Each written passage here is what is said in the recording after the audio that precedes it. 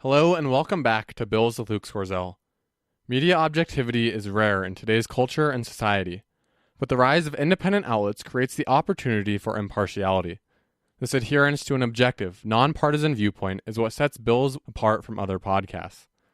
With each episode, we dissect the research behind the country's most pressing policies. This may come in the form of an expert interview. Past interviews have included economist Daniel Lacalle, former Libertarian presidential candidate Austin Peterson, and Dr. Mariah Bond. Or episodes may come in the form of an in-depth analysis on a certain topic. We have recently covered net neutrality, immigration, and free speech. But in this 30th episode of Bills with Luke Scorzell, I'll be talking with Stephen Lusk about the impact of education on recidivism rates, and specifically his article on the censorship of books from prisons. We'll also be talking about the decline of big labor over the past few years. Stay tuned. I'm Luke Scorzell, and you're listening to Bills.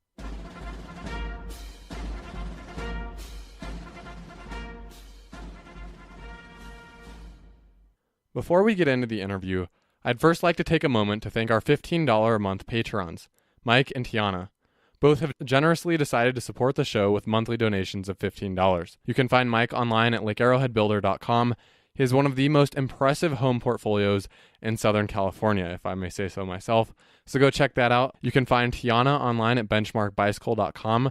Benchmark Bicycle is a full-service bicycle shop in Greer, South Carolina, made for cyclists by cyclists. So go give it a look.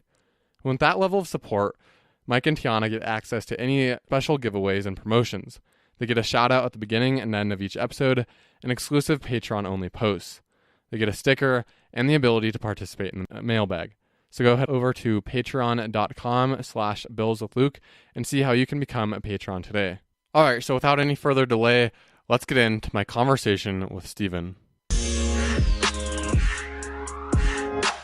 Stephen Lusk is a young voices advocate and senior marketing major at Mississippi State University, where he currently serves as a campus coordinator for Students for Liberty.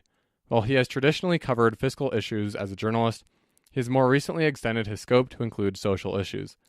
Stephen's articles have been featured in RealClearPolicy and Y'all Politics. Today, we're going to discuss a few of those articles. Welcome to the show, Stephen. Hi, Luke. Thank you for having me on. You're publishing an article in the next few days or very soon here on the impact of education on recidivism rates, and specifically that some prisons around the country have been censoring books from getting to the prisoners. Can you give an overview of what exactly you go into in that article? I initially learned about this problem back in December. So there is a nonprofit based here in Mississippi called Big House Books. And the way Big House Books operates, a prisoner in any of Mississippi's state-ran prison systems, or I assume prison systems, federal, state, or local, a prisoner can write a letter to Big House Books saying, "Can you ship me books of X genre?" And Big House Books will send them a package of books, most closely fitting the description directly to the prisoner. However, a few months ago, Big House Books started receiving packages that they had sent to the Mississippi State Prison at Parchman and the South Mississippi Correctional Institute. They started receiving those packages back unopened. So they found out that what those two prisons were doing, they weren't even letting the prisoners receive those books. However, the rest of the prisons around Mississippi are still letting their prisoners receive books directly from Big House Books. So that really sparked my interest, and so I investigated it a little bit more, and turns out even the Mississippi Department of Corrections at first didn't even know why prisoners couldn't receive books directly. So you were investigating it, and then what did you find? Well, I found that, like I said, even a spokesperson from the Mississippi Department of Corrections was unaware that Big House Books wasn't able to ship directly to prisoners. And this really poses just another barrier for prisoners or for prison rehabilitation, because the two prison solutions were to ship directly to the prison libraries, which poses the scenario of the prisoner who wrote the letter asking for X genre of books, perhaps never even being able to receive those books. It really struck me as troubling, that people who are in prison to obviously not only get square with society, but also to better themselves so that they don't go back to prison, that they were being restricted in such a manner to harbor their personal growth. I was really surprised by that.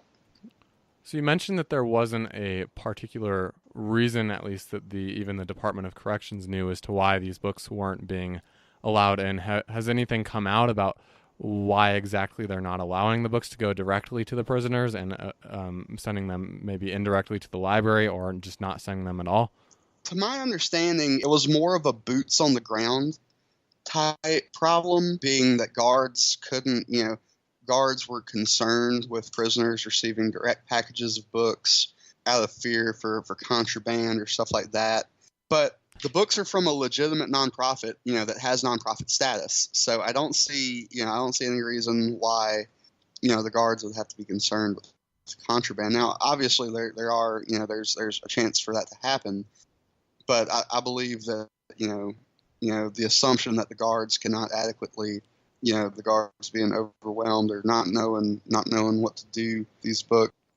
Is this more of it seems to be a blanket ban on kind of all books and all parcels going into the prison? So is it a blanket ban, or is it more of we're not going to let you have books of a certain topic type of ban? I believe it's a blanket ban. I don't believe that the two prisons that I found, I don't believe they weren't saying, okay, you can have books of this genre, but you can't have books of another genre. Now, there was a report of a spokesman, I believe, at South Mississippi Correctional Institute, informing Big House Books that they could send religious literature, Christian religious literature, the Bible, to the prison chaplain or something of that nature. But to my knowledge, all books shipped to the two prisons were sent back unopened, and the two prisons certainly didn't pick and choose which books got in. Additionally, you mentioned a few examples of prisons from other parts of the country that were engaging in similar behavior. So can you talk a little on those?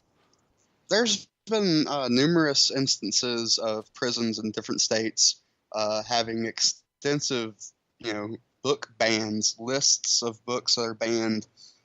One striking example is the Texas penal system.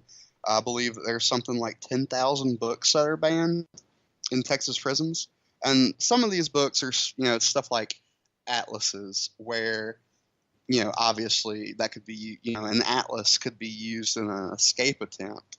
So that's understandable. But one title that struck me as surprising was Freakonomics. Freakonomics is banned in Texas prisons as per my research.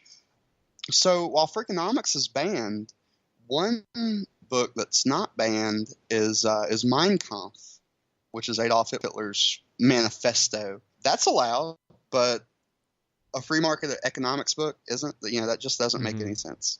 Yeah, it's very interesting. Kind of makes you wonder, is this a systemic problem around the country, do you believe, or is it more of just there are a few anecdotal examples of prisons that aren't allowing full access to literature for their incarcerated population? I believe that it is I believe it's more systemic versus anecdotal. Perhaps private prisons see value in keeping prisoners uneducated. They have a profit motive to keep prisoners coming back for more periods of time. So, if you're trying to nudge a prisoner into being released and then not having skills to obtain employment, then I could certainly see. Now, I'm not accusing private prisons of doing anything wrong, but I can certainly see this as more of a systemic issue versus just a few anecdotal instances here and there.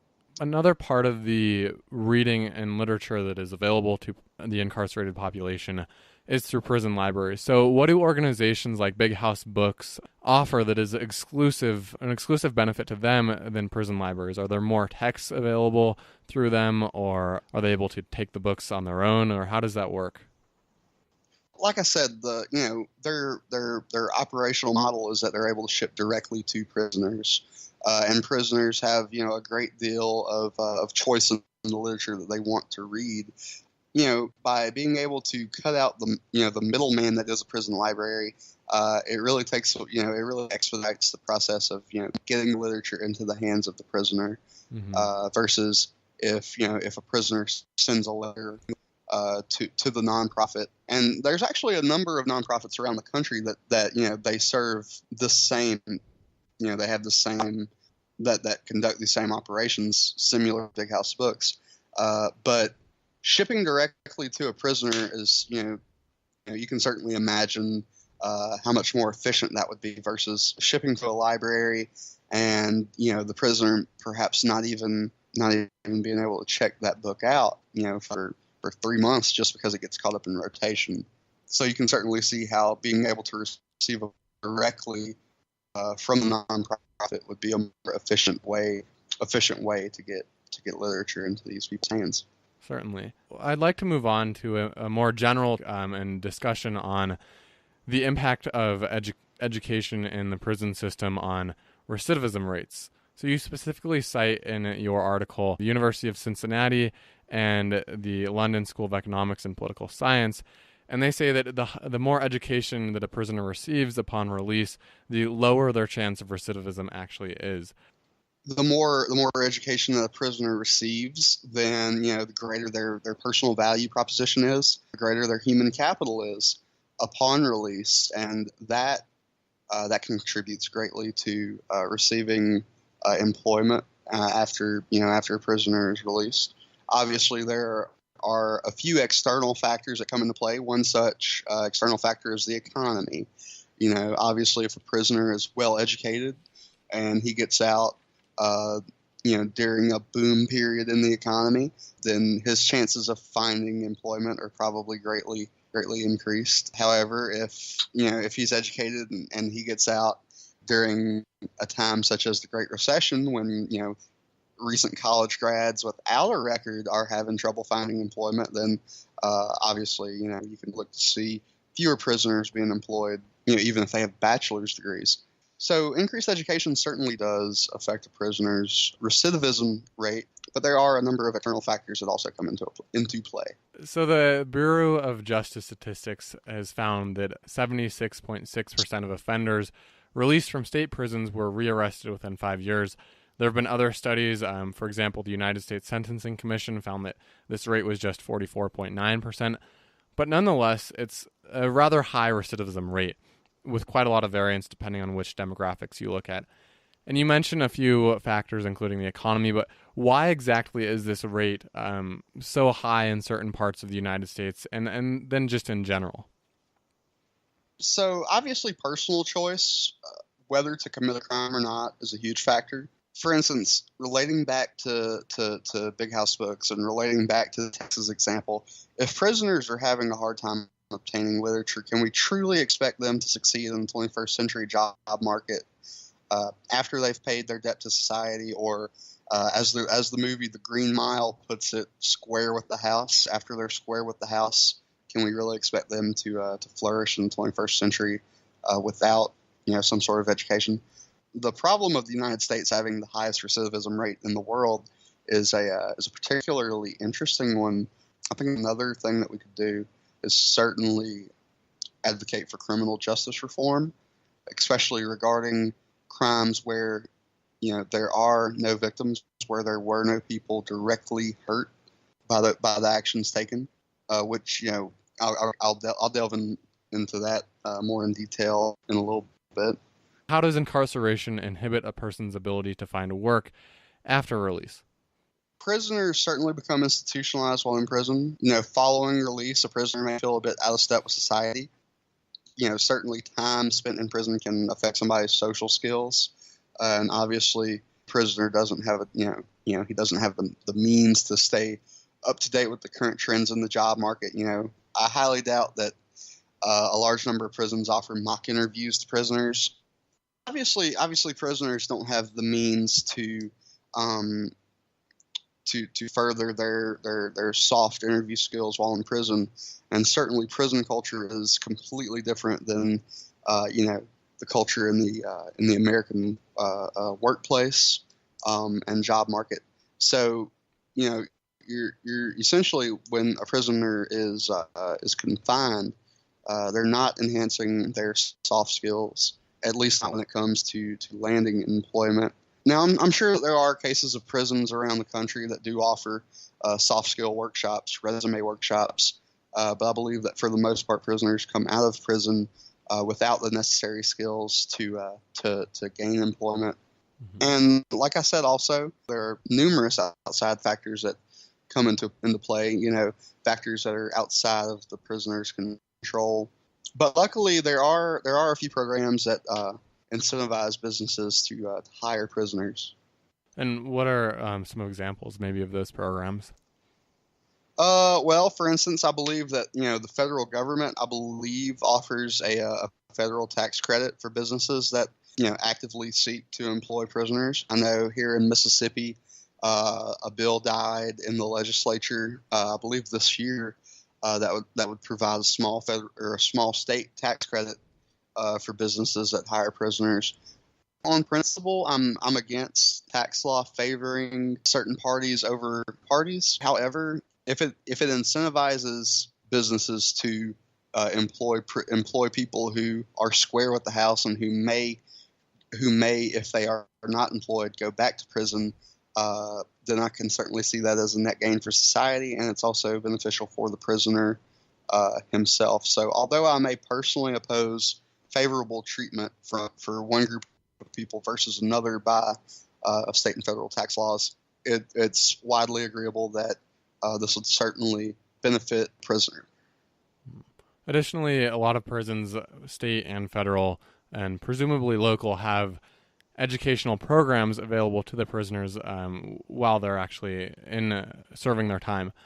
So there are vocational programs and academic programs. What types of education available to prisoners is actually the most effective and most beneficial? That's actually an interesting point. A lot of people aren't familiar with this, but Pell Grants were actually available for prisoners up until the mid-1990s. When the Violent Crime Control and Law Enforcement Act was passed, which ended prisoner eligibility for Pell Grants. Interestingly enough, President Obama launched an initiative in 2015 to provide a small number of Pell Grants to prisoners, and the response was outstanding. Over 200 colleges from 47 states expressed participating in this program or offered support for the initiative in some way. And of course, you have your typical trade programs and GED programs that some, if not most, prisons have, which, whatever pathway a prisoner takes concerning their education, I believe is a matter of personal choice. I couldn't 100% say which type of institutional education is best for prisoners, but I believe whichever route a person takes is the one where they see the most benefit for themselves personally, considering their unique situations. Taxpayers and policymakers are ultimately concerned most with the price and cost of government programs. And so we see a lot with these educational programs and correctional education within the prison system that they are costly. But ultimately, do they end up saving the taxpayer money? And maybe one of the solutions that we could talk about, as you mentioned, the books from a nonprofit organization, which essentially wouldn't be costing the taxpayer any money. Is that a cost-effective solution? I believe it is a cost-effective solution. And, the data, I believe that the data will confirm that if a person can avoid going back to jail later in life, perhaps for longer periods of time than the person's initially in jail for, then any government support for education is actually a net gain for the taxpayer.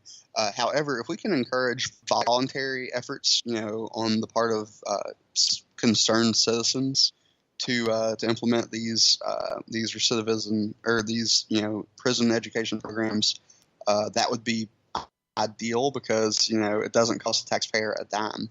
I greatly applaud the work that Big House Books is doing. I greatly applaud the work that any nonprofit that seeks to make sure that prisoners are well educated, or at least a little bit more educated, sans release versus incarceration.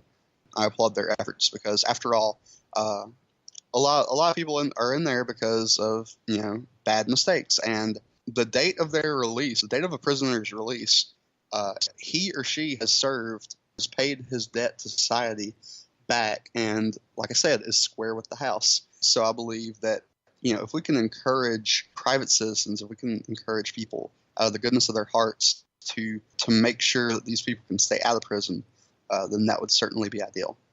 And another large discrepancy between the general population and the incarcerated population in the United States is actually the proportion of people with a high school diploma.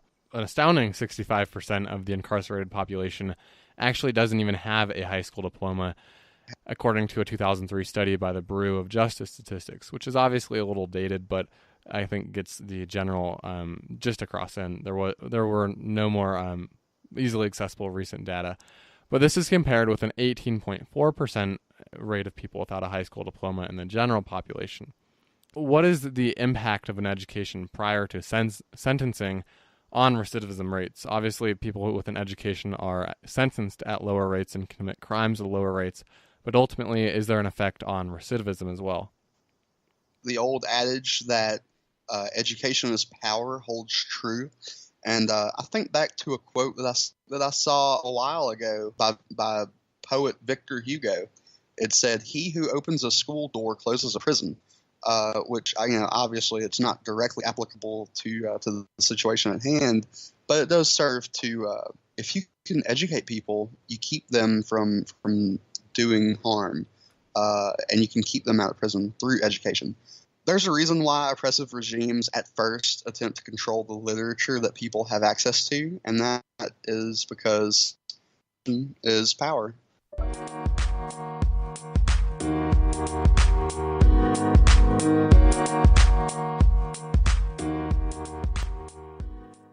So on the topic of employment, you also wrote an article last year for RealClearPolicy titled "The Decline of Big Labor." What exactly did you discuss in here?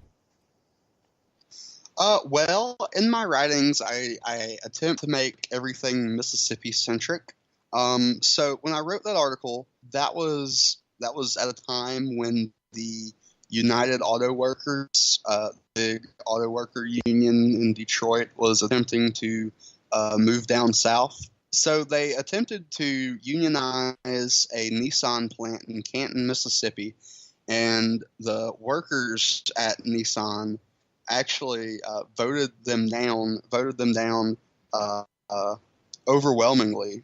They crushed the initiative in a landslide vote. So I highlighted on that, and I also highlighted on some of the reasons why big labor is declining and how right-to-work laws are a good thing. Why exactly are labor unions declining? It's interesting. One recent poll found that an overwhelming majority of Americans believe that big labor bosses do not serve in their best interest. But instead they serve, the interests of themselves, or, getting wealthy off of union dues. I believe that another reason why people have stopped joining unions, as more states pass right to work, when people have choice, when they're not forced to join unions, at least in this day and age, people choose simply not to. For instance, I believe it's, in some cases more cost efficient to not join a union. Yearly union dues for the United Auto Workers, last time I checked, was $500 or $600 per year, and just by not joining a union, just not joining the United Auto Workers, a person can save enough money to, for instance, afford an entire month's rent in a city like Canton, Mississippi, where rent is relatively affordable. If you're going to get rid of the cost of being in the union, there would need to be some benefit. So ironically, you noted that as union membership has dropped by around 3.1 million between 1983 and 2016, The median income per capita has risen from $12,500 to $50,300. Why does income rise as workers are given the freedom to associate? I believe that people act rationally. I believe that, if a person is unhappy in their current, with their current wages, I believe that, if they're unhappy with current work conditions, especially in a right to work state, then the logical thing to do would be to unionize. However, fewer people are unionizing, fewer people are staying in unions, perhaps because they see no incentive in joining in a union, just because they're relatively happy with wages. And Well, I won't say relatively completely happy with wages, but I believe that their current situation far outweighs the expenditures that it would cost, and the lack of individuality that joining a union presents. Mhm. But ultimately, why is income rising? Is it actually directly related to the decline of unions, or is it just in general that the median income has risen in the United States? I won't directly relate rising income to the decline of unions, but I can certainly say that once right to work is initiated, or once right to work is put in place in states, very favorable economic conditions do come with that. For instance, Wisconsin instituted right to work a few years ago, and right now they have an abundance of jobs. They actually cannot find people to fill certain jobs. Just for those who don't know, what exactly is a right to work law? Right to work is legislation that basically it allows workers the choice whether to join a union or to remain an independent worker. In states that don't have right to work, if you go to work at a unionized factory, at a factory where a union has came in and they collectively bargain on behalf of the employee with the labor bosses. If you go to work at one of those factories, then if it's union policy that if it's a closed shop, which means the union says all employees must be members of our union, all employees must pay us to work here. Then in a state with no right to work laws, then you basically have to fork up the cash to be a union member in order to have a job. Now, in a state with right to work laws, you can join the union if you would like, or you can tell them to buzz off. Yeah, and essentially it seems to be what's happening in some of these states. So what are some other examples of these laws? You mentioned Wisconsin and how that has created an abundance of jobs in the state, but are there other examples of right to work laws around the country? As of right now, 28 states have passed right to work, and I don't believe this has been a too recent of a trend. I actually believe that right to work laws have been being passed for a while now. And if I'm not mistaken, there was a study released by the Cato Institute that tracked population movements to states after the state had passed right to work. I can actually try to find that. I don't know if it was actually published by Cato, but it was a study to that, which I do believe was released by Cato. But if you would like me to, I can actually send you the link to that so you can post in the show notes or what have you. Yeah, sure. That'd be great. So wrapping up a little bit on that, but do you think some of these right to work laws are spreading to more liberal states? I mean, California is very union heavy, and especially the teachers unions, I know, have a very large influence on the state government itself and what laws are passed. So can you see this spreading to states like California? I believe it's coming slowly but surely. For instance, Wisconsin. When you think industrialized unionized states, Wisconsin forever was one of the first states that you think of, behind Indiana and Illinois. And the fact that right to work was passed in Wisconsin is certainly surprising and certainly indicative of the growing trend of people wanting to to be free to choose whether or not to join unions. So I certainly see right to work spreading to more liberal West Coast states and Northeast states. It's only a matter of time. There are some of the states with very large unions and that are very popular. Finishing up on that conversation, you're also quite involved as a student on campus at Mississippi State. What are some of the ways that you've actually gotten involved with campus activism? When I first came to Mississippi State, my first involvement with campus activism, I was the campus coordinator for Governor Gary Johnson during his 2016 Libertarian Party presidential race. After his race, after the 2016 elections, I got involved with around the same time. I became a campus coordinator with Students for Liberty, and as of this semester, I've taken over the reins as chapter president for our Young Americans for Liberty chapter on campus. Last semester, we probably undertook, what is definitely the most proactive activism campaign / fundraiser that you can probably do on a college campus today. We raffled off an AR-15 on a college campus, and the feedback was extraordinary. A lot of people don't know this, but Mississippi State University actually has some of the best free speech laws in the country. The Foundation for Individual Rights and Education, also known as FIRE, issue a rating to each college on a scale from red to green. Red being extremely bad on free speech, and green being extremely good on free speech. And Mississippi State University is one of 20 colleges in the nation that actually have a green rating from FIRE. So at the beginning of last semester, to do something to get people talking. So we decided that we would try to auction off a gun on campus. Now, note, we complied with all state, federal, local laws while doing this, and we got approval from the dean of students. There was actually very little to no difficulty in getting this approved. The dean of students was very understanding. I believe it was the dean of students. It may not be. Don't quote me on that. But the campus, the appropriate authorities, they were certainly supportive of the First Amendment in doing this, and the student body was also very supportive of us. We sold raffle tickets to hundreds of students, and even some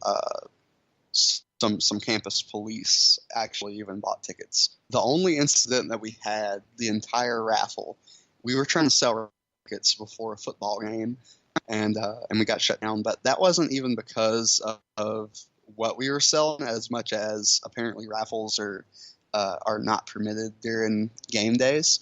That was honestly the only problem we had in doing this. Like I said, we followed all laws, and it turned out to be a very successful event. This semester, actually last Thursday, we partnered with the Victims of Communism Memorial Foundation in hosting Lily Tang Williams here on campus.